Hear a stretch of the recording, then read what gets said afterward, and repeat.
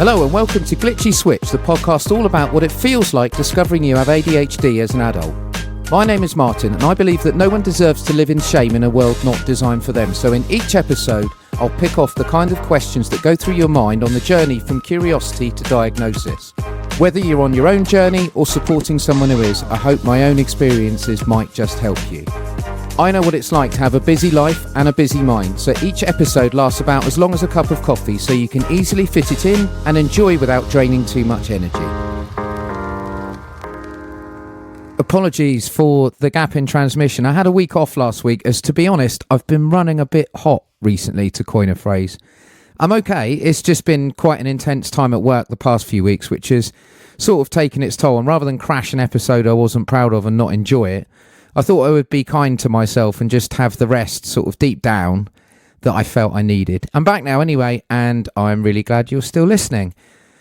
I have to admit, I so enjoyed last time when we talked about music, I was tempted to break my promise to you at the end of the last episode and do another music one, but I'm a man of my word, or I try to be, and having trailed doing something about day-to-day living, I thought I'd stick with it. Yet again, we'll come back to a variant of this, I'm sure, but let's today at least make a start on the basics.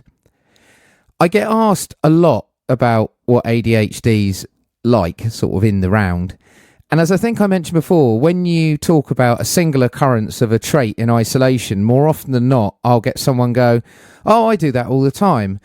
The first thing you need to know about ADHD living day to day is that it's a chronic condition, which means that we're not talking about isolated occurrences of traits, but things that happen repeatedly and to a degree that impacts my life and well-being. The second thing is that having this chronic thing doesn't always mean you can't function, just that I'm having to work extremely hard to make sure the traits don't show, or even if they're affecting me, I don't let them impact my work or home life. So I've learned to cope and largely get away with it when it matters, you might say.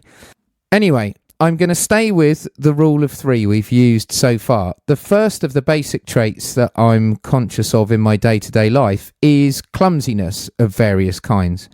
I always knew I was a bit of a klutz, and my wife always found it amazing that I could be, well, I guess clever, yet so ham-handed at times. I really do have a problem with not concentrating properly when doing mundane things. When I put my mind to it, I'm fine, which is why at work or out somewhere and I'm concentrating specifically on it, you'd never notice. When I relax, though, it tends to happen more. Eating, for example, I'm always dropping food, usually on the first mouthful, and in a restaurant with a tablecloth. It's genuinely a cause for celebration if I'm not the first to make a mess of it. Usually what happens is I'll relax, I'll make a mess, and then that will kind of jolt me into paying attention to it. So it's something that once I've resolved to do something about it, I can fix it, but it's always there and it takes kind of effort. Less obviously, I tend to bash into things and do things like tread on people's toes without realising. My spatial awareness is pretty awful, and as I said to you before, I always, without fail, bash my head on things like low door frames and joists, even when I know they're there. Whether it's focus or the next trait we'll come to, I'm not sure, but smacking my head constantly is not great. The same thing also applies to doing DIY at any kind of scale. Last year, we refitted our utility room with some new units, which was a major project for us, actually.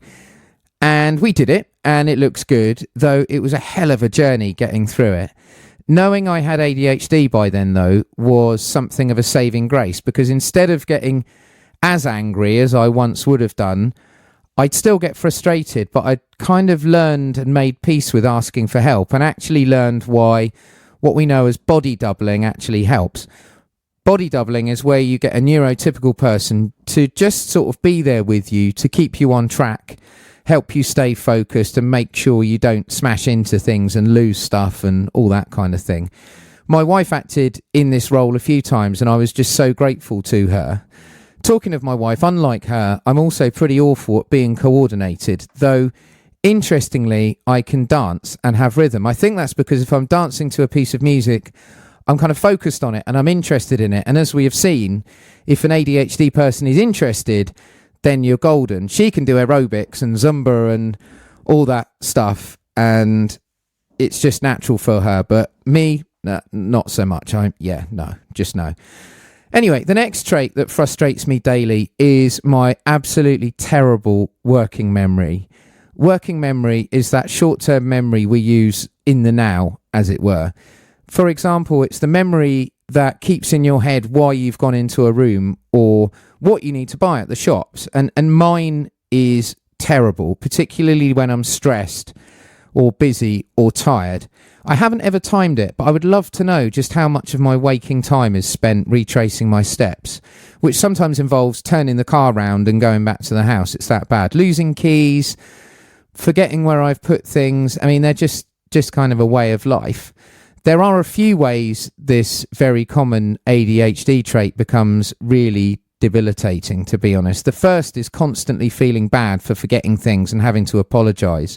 I know how frustrating it must be for my wife, but I genuinely do try my best. She's like, why do you keep losing stuff? And I'm like, I'm trying. This is me doing my best. And she does understand. Bless her. Again, the problem is when I relax at work. I spend so much time checking, rechecking, making lists, making calendar invites, and generally making sure people think the opposite of me. It's not surprising I've probably burnt out more than once, to be honest.